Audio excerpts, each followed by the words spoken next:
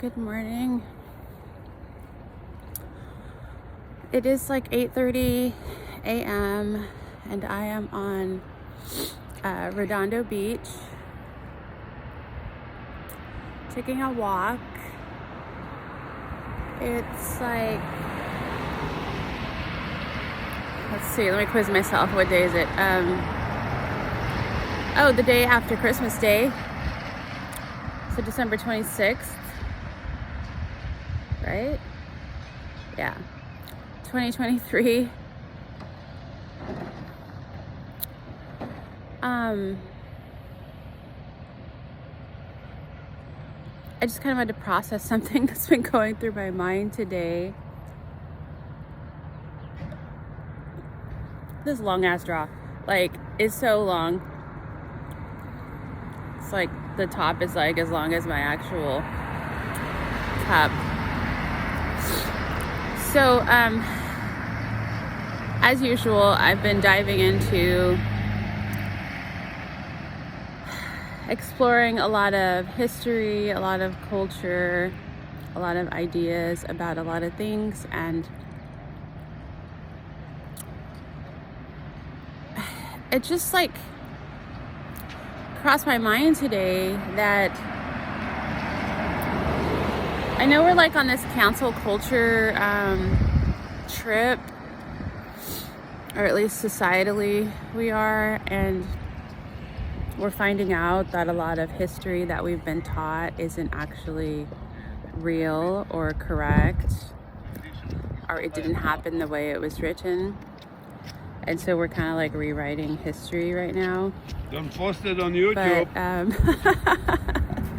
oh, it's just me. Oh, but there you are now. I thought I was filming him. He's on my YouTube now. I just wanted to get the water in the background. But I guess it looks like I am, right? Because I'm faced that way. That's funny. Okay, so back to what I was saying. So if we believe that history that we've been taught is incorrect, and this is just in the United States of America, okay? I don't know what history is being taught in any other part of the world, just here. If we believe, like collectively, that we have been deceived, we've been lied to, and all the history and knowledge, or most of it, is just not right, then what part of history are we looking into to decide what is true and correct? Okay, now I'm speaking from the future, right? Like from today, if I were to look back in the history books, even online, all that shit, how am I to know what is correct and what's not correct? I wasn't there, okay? And if I believe that one theory is incorrect, then that means that it's possible that they could all be wrong, right? So then are people just going back into time, like mentally and throughout history books, and deciding what they believe is correct, and whatever resonates with them, that's what they believe, and then that's what they're passing on? Like, if we've been misinformed,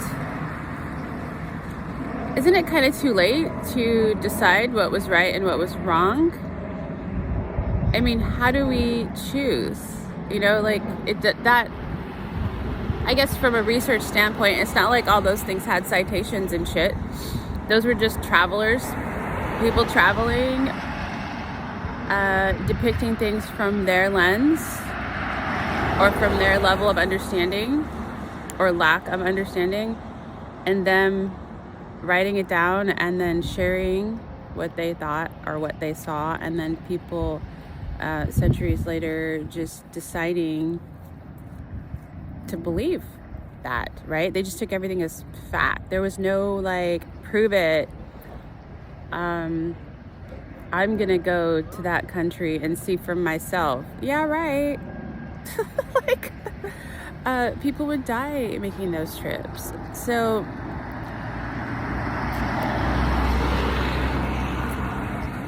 when I think of things that way,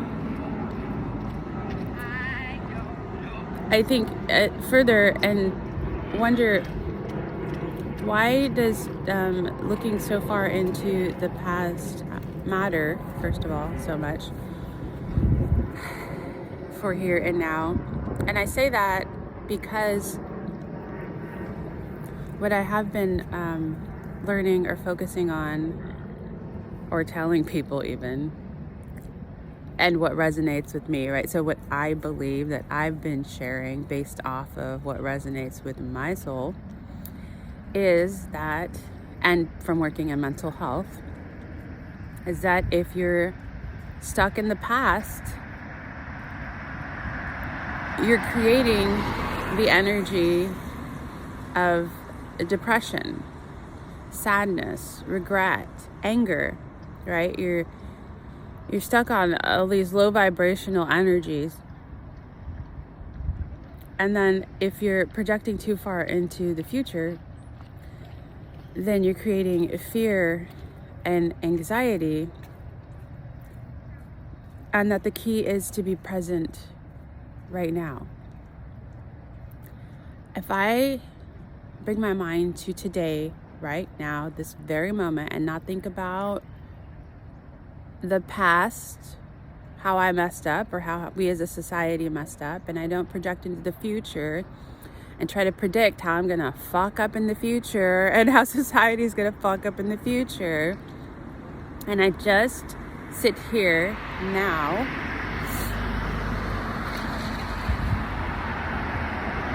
focus on drinking this decaf eggnog latte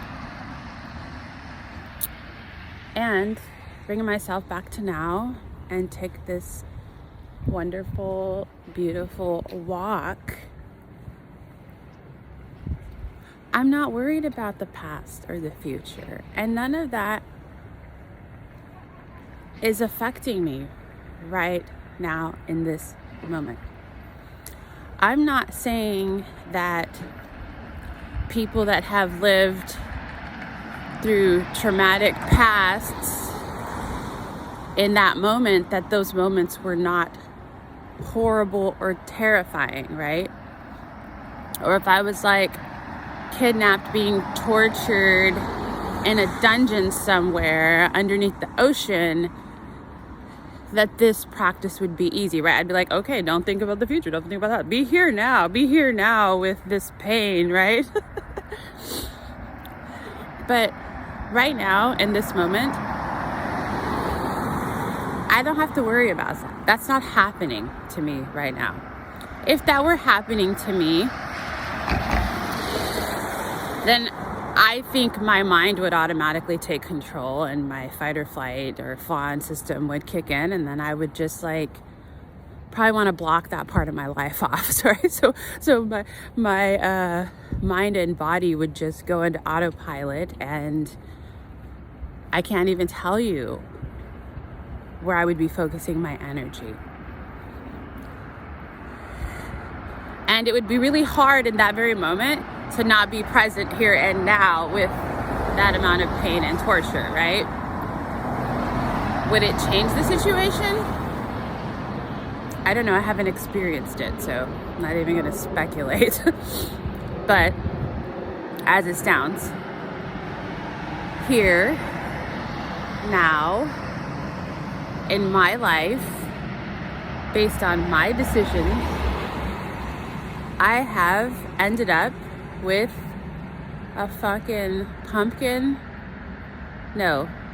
See, my mind isn't even here, right? It's like trying to go bend to the past and remember what I ordered. I'm not even drinking pumpkin. An eggnog latte. I'm drinking an eggnog latte.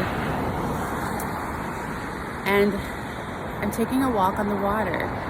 And this decision was made by me to do this. I decided this week that I was going to take a walk every day a nice long walk every day.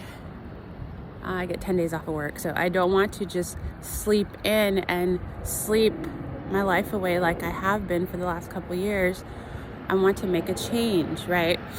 So with that said, if I'm projecting positivity and love and light into my future actions and plans, that's not creating fear and anxiety.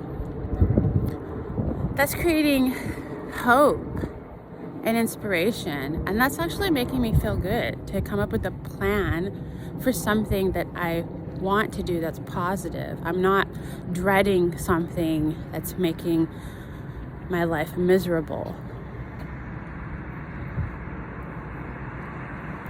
There's a, I don't know if you can see it. Nope, you can't see it. Just looking at the ducks in the water. I feel like that's kind of the universe's way of me practicing what I preach, right? It's like getting my attention back to here and now. Because I get stuck in my mind a lot. And I have to remind myself, here, now, this moment. Wow, what a jerk. There's this seagull.